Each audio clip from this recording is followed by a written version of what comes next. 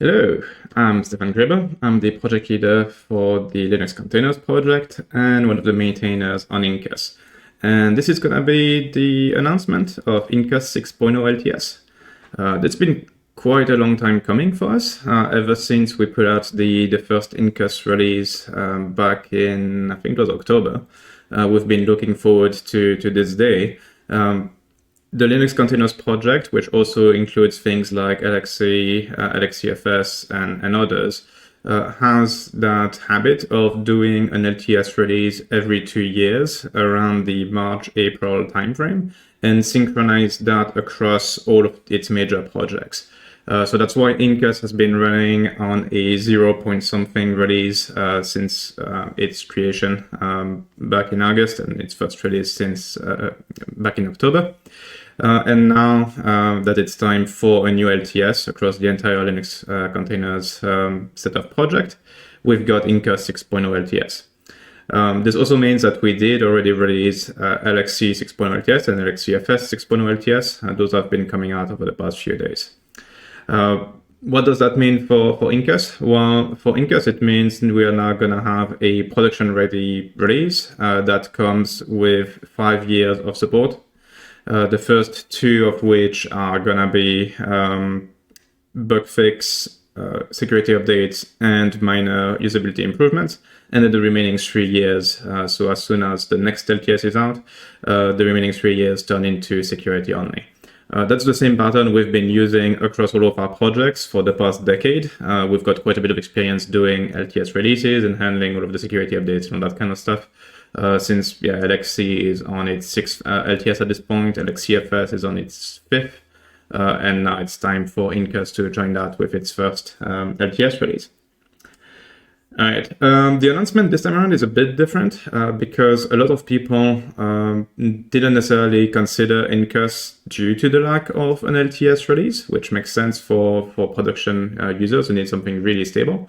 So as a result, the announcement is trying to cover 3 different demographics at the same time. So it's trying to cover those who've just never heard of Incus at all.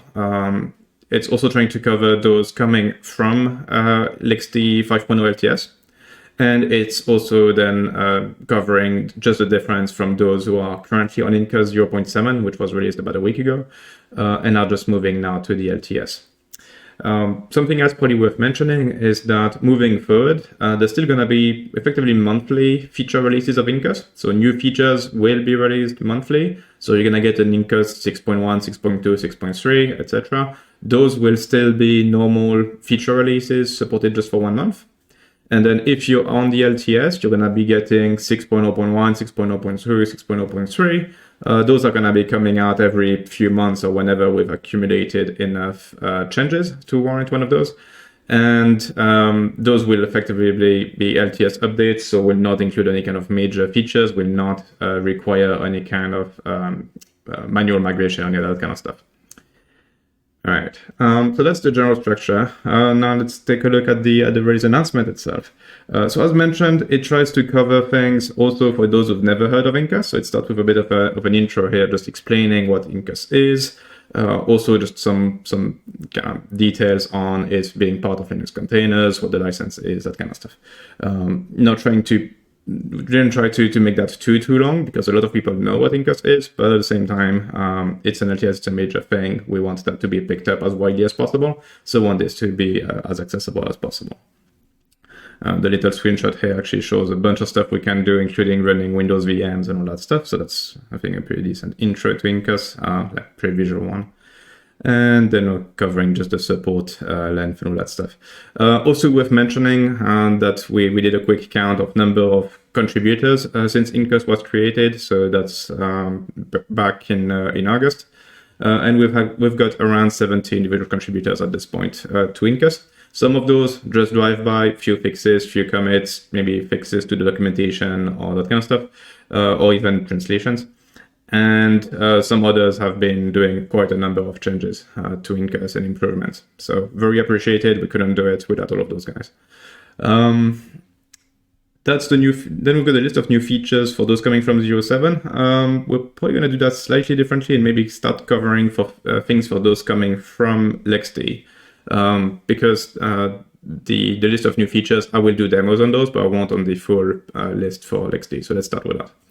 For those coming from LXD 5.0 LTS, I kind of put together a list of what was dropped, so features that were removed during the creation of Incus, so that there are no real surprises there.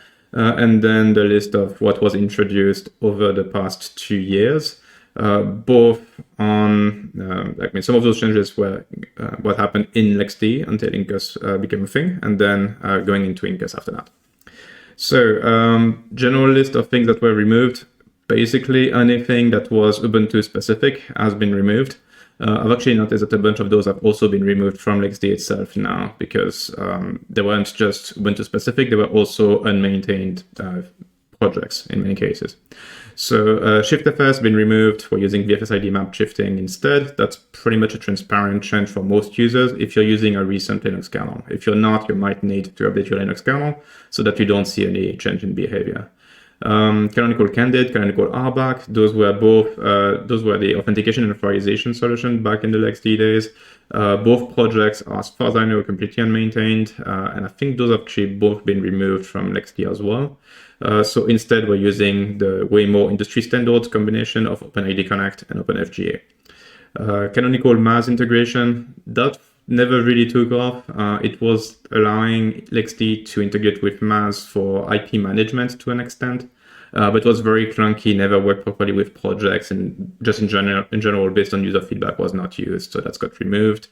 Ubuntu fan networking, that's another Ubuntu kernel feature that's not available outside of Ubuntu, so that's been removed. Instead, we've been putting a lot more effort in making Oven as easy to use, because that's available everywhere. We also removed the concept of a trust password as a security fix, because that shared trust password that would allow anyone knowing it to add themselves with full control over the entire server was a bit problematic. So instead, we're using one-time trust tokens all over the place, and that feature has been removed.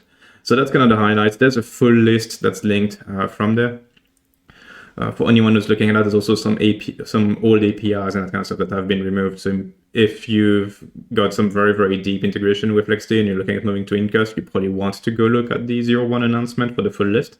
But for most users, those are the changes and shouldn't be something you really are going to be noticing. Also worth mentioning, we do have an automated migration tool. There's actually a quick screencast of that a bit further down. Which detects any of those kind of features and refuses to perform the migration if any of those features were in use. So there's pretty much no risk in just attempting the migration. Now, as far as the new stuff, so I've kind of split those into a bunch of different categories to make it easier to just think through or read just the parts that matter to you. At the API level, we've got the ability to query across multiple projects, which is very useful for system administrators trying to see what's going on in a busy environment. We've added support for using JSON Web Tokens as an authentication method. So we still don't want to know what a user or a group or that kind of stuff is in Incus. That makes no sense. It should be external knowledge in a central repository. So that's why we support OpenID Connect and OpenFGA. But using certificate-based authentication as the kind of built-in local authentication method is sometimes problematic for some users who can't easily consume the certificates or need to go through some kind of reverse proxy. So for that, we've allowed deriving a JSON Web Token from an existing TLS client certificate, which can then be used in its stead and is then treated identically internally. So that's available now. Now, for features that apply to Incus instances, both containers and VMs, we've got quite a list.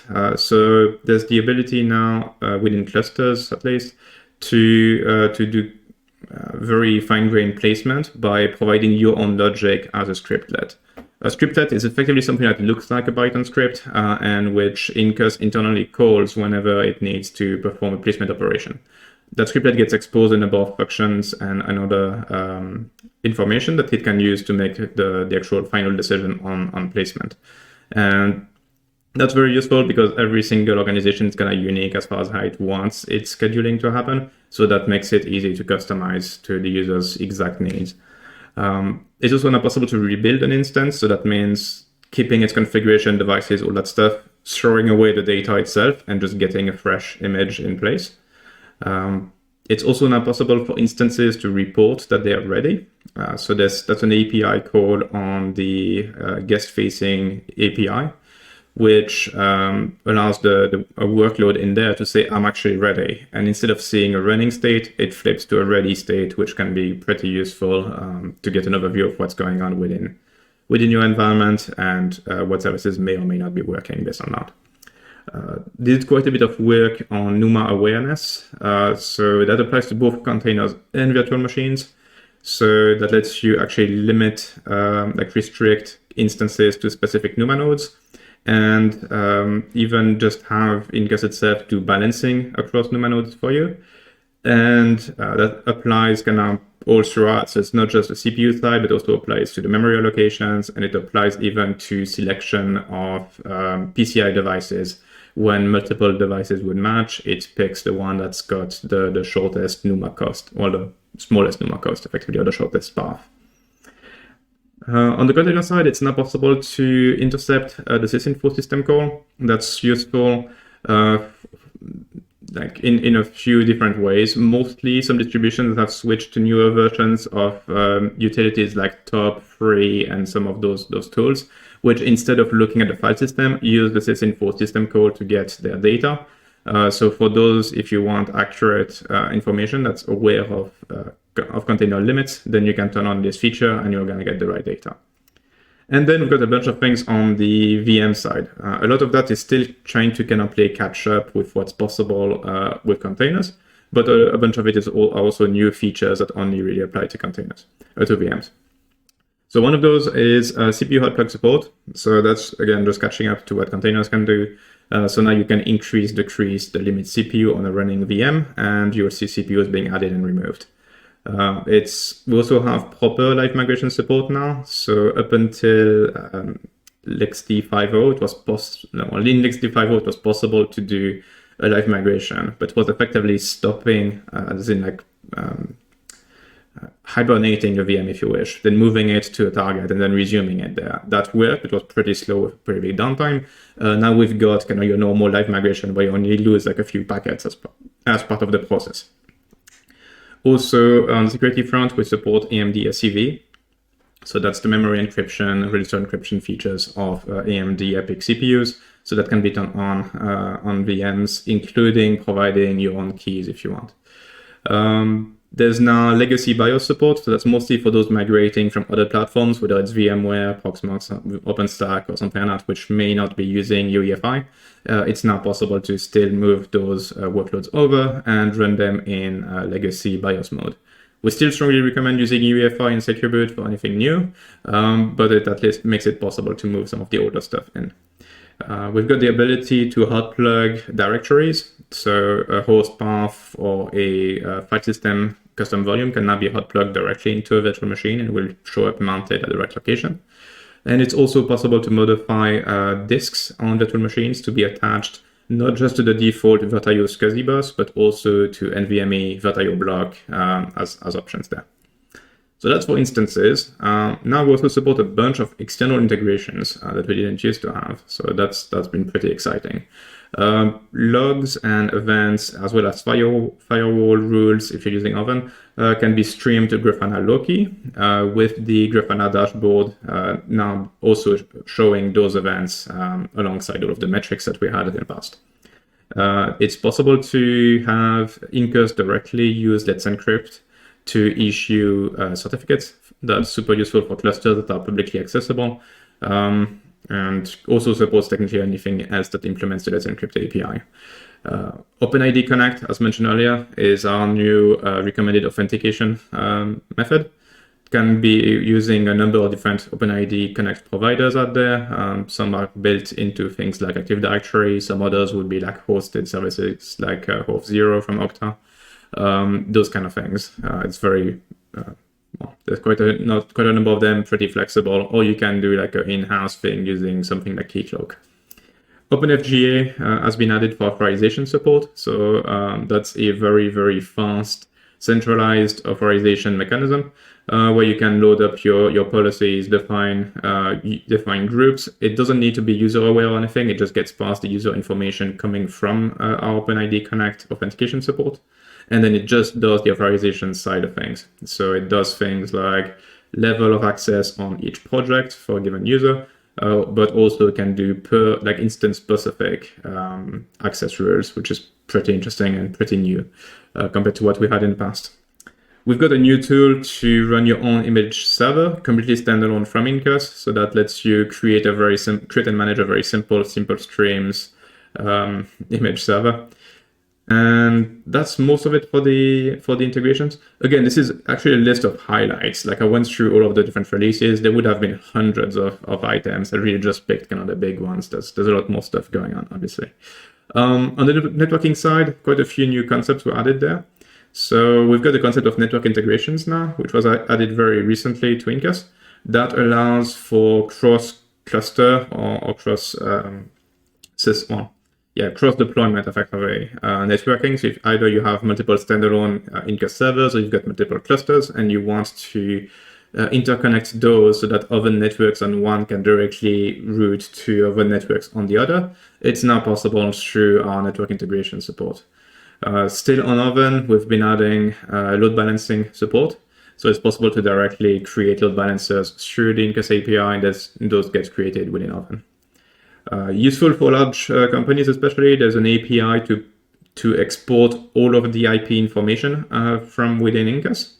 That's used to then synchronize with your IP address management system or just do reporting, whatever's easiest. But that makes it very easy to get an overview of all of the IP allocation within Incus. On the offloading, especially for very, very fast networking, so when you're talking like 100, 200, 400 gigabit type thing, we support not only SIOV for that, but now also VDPA. And when that's used on top of Mellanox ConnectX series 6 and up, it allows for effectively offloading pretty much all of the network processing of another network directly to the physical card, so that your host system doesn't really need to do anything for those very high throughput virtual machines. On the storage side, a few things. So we've added support for clustered LVM, which makes it possible to take any shared block you might have, whether it's a fiber channel SAN or NVMe over TCP, NVMe over Fabric, iSCSI, anything that lets you see the same disk from multiple systems, and use that as a shared storage pool, which then gets you instant live migration, also automated recovery, because your data is actually accessible from all of the machines within the cluster, and more. So that's a very, very flexible option we now have, which can consume just about any shared storage you might have. Also storage related, so we've got storage buckets now. So it's effectively an S3 API, and we support that on all of our storage pool, effectively driving either MinIO or the Ceph object gateway, depending on your underlying storage pool. That provides a S3 API that can be accessed by anyone, not even on the Incus instances. And you can then just get different levels of access to that, create buckets, have like read-only or write permissions on that. It's also now possible to load ISO images directly into Incus. So that's a new type of custom volumes called ISO, which lets you load an ISO image, and then you can boot up a virtual machine from that ISO. That's particularly useful when you're installing Windows, because now it saves you from having to do any kind of manual pass-through of the ISO file. You can just upload it as a normal volume and then attach it to your instance and boot from it.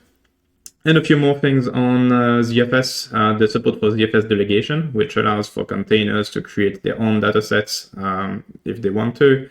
And also support for ZFS block mode, we call it, which allows for the creation of specific volumes on top of a ZFS storage pool, which are not stored as ZFS datasets, but instead ZFS volumes. That's very useful for the few cases where ZFS as a file system is unsuitable. The biggest one of those would be running Docker. Now you've got the ability to create a new custom volume that's using ZFS in block mode, make that ext4, and then attach it to your container at /varlib Docker, for example. and have your container be still on a normal ZFS dataset when its data is stored on ext4 on top of ZFS, keeping everything within the same pool, but giving you kind of the best of both worlds with everything working fine. So that's it for anyone coming from the LTS. I realize I probably went through this very quickly, but it was a pretty long list and didn't want to spend too much time on that. We've got linked to applicable documentation whenever possible. For those that are just new config keys, they're also directly listed there in the listing. As mentioned, for anyone upgrading, moving from LXD over to Incus, we do have a tool called LXD to Incus, and there's here like effectively a small demo of it doing its thing, where we've got LXD, in this case the LXD LTS, so 521 with 3 instances running. We've run the LXD to Incus tool, which then stops everything on the LXD side, then moves all the data in one shot, rewrites the database. It's performing backups of things like the database and any command that it runs, so that if something goes wrong, it's possible to recover from that. And then the target server gets started, the instances will come back online. It even offers to remove the package for you to clean things up. And once that's all done, you can just use the incus command instead of the LXD command, and you're basically done. So we can see it here. If we run incus list, there we go. The migration is complete, everything's back online, same IP addresses, same everything. So that's that's basically the migration story when you're coming from LXD. All right, so that was a lot of talking to existing LXD users moving over to Incus. Now let's go back to what's new for existing Incus users who've been following along and are currently on 0.7. So there are a few features there. The first one is the addition of swap limits. So up until now, you had kind of just a binary decision of whether you wanted your container to be able to swap or not, with the default being that it would be allowed to swap. Now you've got the ability to allocate extra swap space to a container so that it can make use of that on top of its normal memory allocation. The shell completion mechanism has been completely reworked. So instead of a shell script that we manually maintain and tend to forget to update, we now have that stuff be automatically generated by our command line tool. Thanks to Adam, who's been working a bunch on that on our side. We now have effectively all of the completion logic in place with even quite a bit of smart on knowing the different object types and how to complete them. So that's really neat. It also supports more than bash. That's the other benefit of using this approach. It supports also the fish and ZSH shells, and on Windows even supports PowerShell. So that's definitely been pretty interesting to get that up and running. It's now also possible to have Incus networks attached to VLANs on a host interface and effectively have Incus create a temporary interface for you behind the scenes. So that again is just to allow you to do things over the Incus API that currently would require using SSH or something like that to the host system, just making it that much easier to manage things. It's now possible to do live migration of VMs with attached disks, so long as those disks come from a remote storage pool. So that's particularly useful, again, within clusters. If you're on something like Ceph or LVM cluster for storage, and you've got a VM with a bunch of extra disks, now those disks can also follow along during migration, and you're not getting an error anymore. So that's pretty good. And then we've got a couple of features contributed by students at the University of Texas at Austin. So every year or two, we get a number of students who help with a bunch of open issues we have. So this time around, we've got, I don't know, quite a lot of students, probably 20 plus, that have gotten a number of different pieces of Incus work assigned to them. And here we've got the first two. So the first one is the addition of a system section within the Incus info output, which gets you in details on what kind of hardware you're running on, firmware, all of the serial numbers if they've been filled by your manufacturer, which is not always the case, and just useful details to identify what machine you're actually looking at. This is very useful in a clustered environment where you can actually use --target to go look at different systems. That lets you make sure that the firmware is up to date on all of them, that it's actually that like a specific machine within your cluster is the server you think it is. You can do things that way. The other thing still also added to Incus info is the ability to look at USB devices. So Incus 07 added support for new ways of passing through USB devices by using the bus address, device address, or the serial number when available. And now we have an easy way to get that information without having to use external tools like LSUSB. So you can use Incus info resources that gets you the USB section, and you can see vendor, product, all of the IDs, everything in there, so that you can then pass those to an instance. And that's it for the new features. So I'm just going to be doing a quick demo of those and then wrap up. All right, so let's get a terminal. And the first thing we'll be looking at are Incus swap limits. So I've got a small project here with 3 servers that are clustered together for the next demo. But first we'll just do, let's launch a simple Debian 12 container. Let's do that. And let's give it a gigaframe. Whoops, name is already used. Okay, let's just call that D1. Okay, so we're using a different project, that's why you don't see it in the list. And now if we go there, we see we've got a gigaframe, no swap. Okay, no swap here doesn't mean it can't swap. It just means that there is no dedicated swap to it. So the kernel will still swap if needed. You can set limits.memory.swap to false, which will then set the swappiness on the instance to prevent swapping as much as possible, but doesn't prevent it entirely. Now, if we go and set limits.memory.swap, let's do, 256 megs, and we go back here. There we go. Now we have access to a gig of RAM and 256 megs of swap on top of that. And that's pretty much it for this one. Nice and simple. Behavior might differ a bit between cgroup 1 and cgroup 2. So in this case, I'm on a cgroup 2 system. I think I actually mentioned in the example in the release announcement that this was also on a cgroup 2 system. Cgroup 1 has a slightly different way of reporting the swap out of the box, but general behavior is the same. Okay, next up is bash completion. Let me actually just launch a VM and install Incus for that. Let's do 2204, I guess. Just call that VM and launch it. The reason why I'm doing that is that I'm not a bash completion user myself. So we're just going to be looking at what that looks like with the 6.0 packages directly in there. That will also show you how to quickly install Incus. So I got my VM. I'm going to need to use curl because I'm lazy, and I'm just going to be downloading the install script instead of running installation instructions by hand. So I can do package simply com get Incus LTS 6.0 and run that. Oops, packages. There we go. So that just runs a shell script that adds the extra repository and install the packages. So that's installing that. By default, I don't think images include the bash completion script itself. Like the package includes our completion profile, but the bash completion package itself is not installed in the image. So I think we need to install that.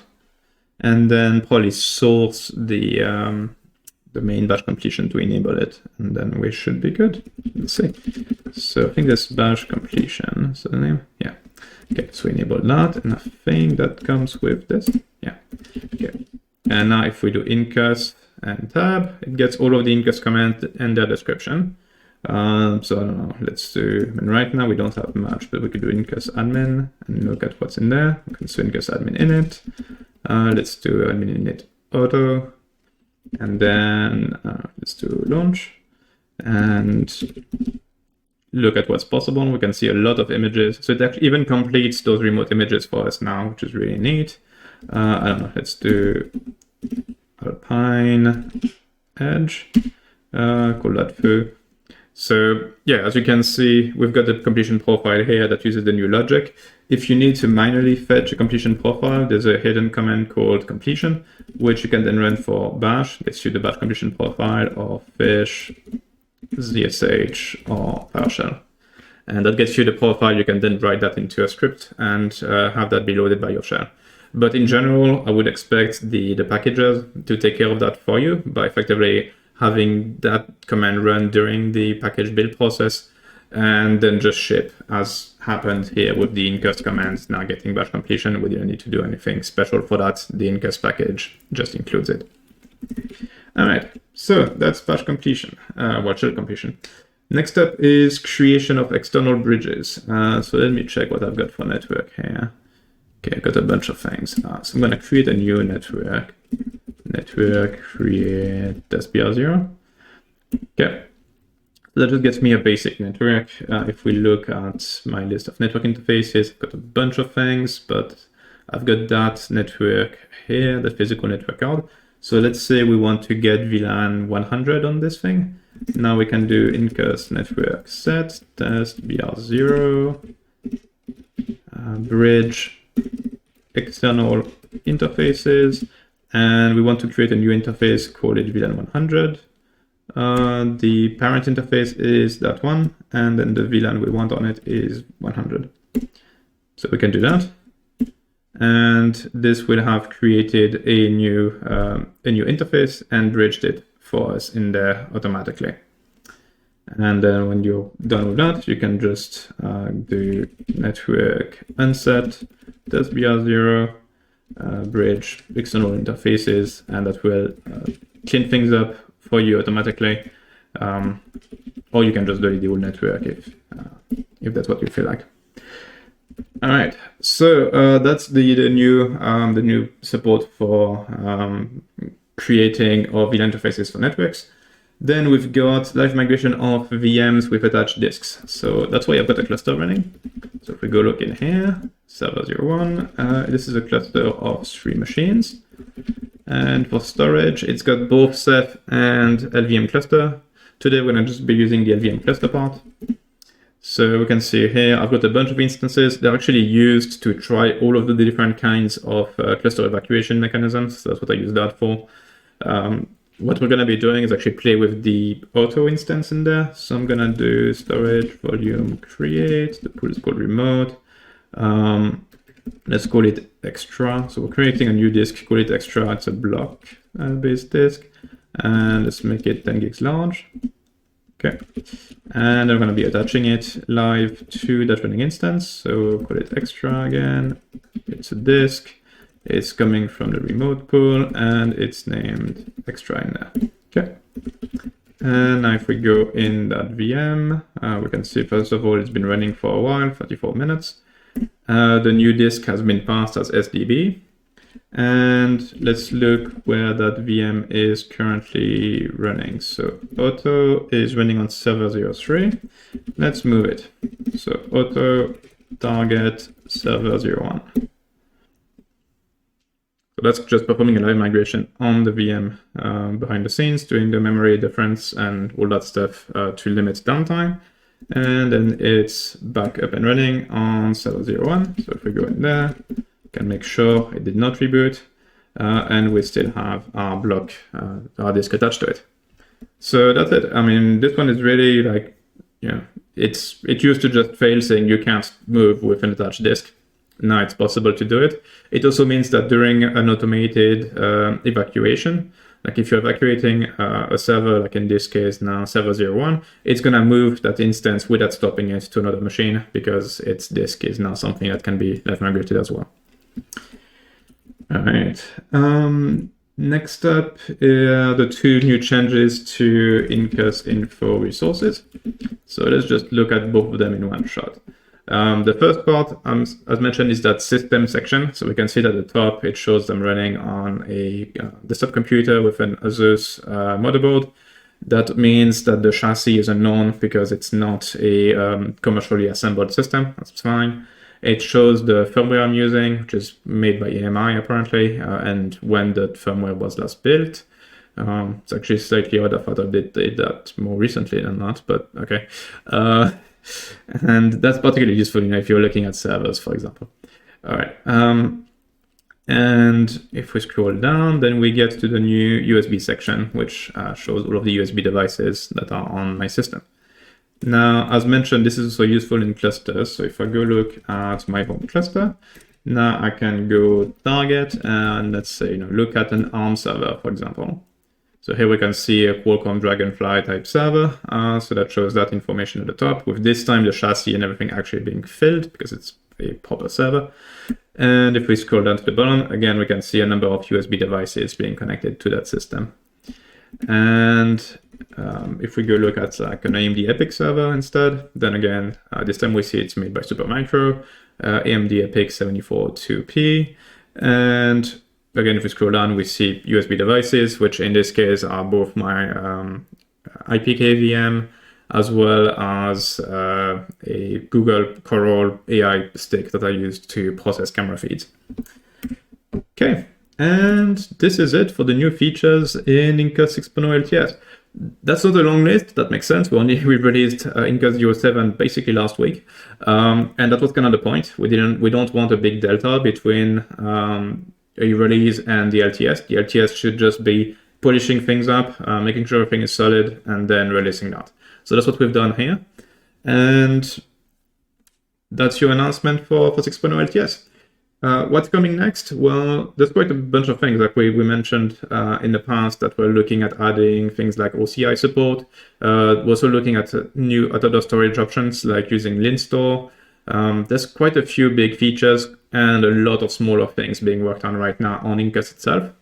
As for myself, my focus for the next few weeks is going to be on Incus deployment tooling, so making it very easy for people to deploy Incus on their servers, usually assembling an Incus cluster, but also deploying things like Oven, Ceph, or LVM cluster, or those kind of features as easily as possible. And then ideally also adding kind of the next phase to that, which is then deploying external services that make sense for Incus, things like Grafana, Loki, Prometheus, an OpenID Connect stack, probably using OpenFGA, and probably using Keycloak, and then authorization stack using OpenFGA.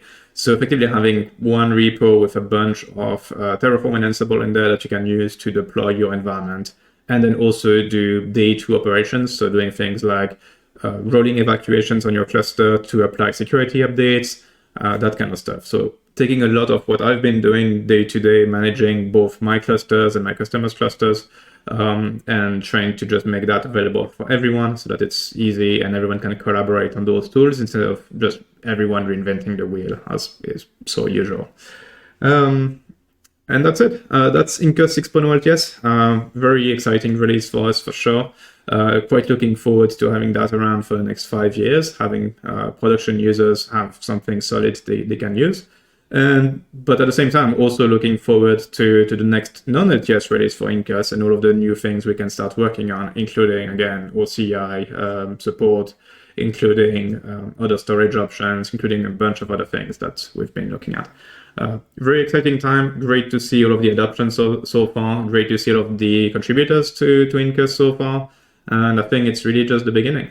So thanks a lot for watching this. If you've got any questions about this announcement, Incus in general, best way to ask those would be the community forum. That's where we've got the most people, but you can also ask them down in the comment section below. And enjoy Incus 6.0 LTS. Try it online, try it on EVM, try it on a spare system. If you're already on Incus, move to update to the LTS and decide whether you want to stay on the LTS moving forward or if you want to keep rolling with new releases every month. For the packages I make myself, I do provide 3 options now: daily builds, stable builds that change every month, or the LTS. So you get to pick, and if you're currently on the stable repository, you can just switch your package sources to using LTS 6.0, and that will keep you on the LTS moving forward. All right, thanks again for watching, and I'll see you in the next video. Bye.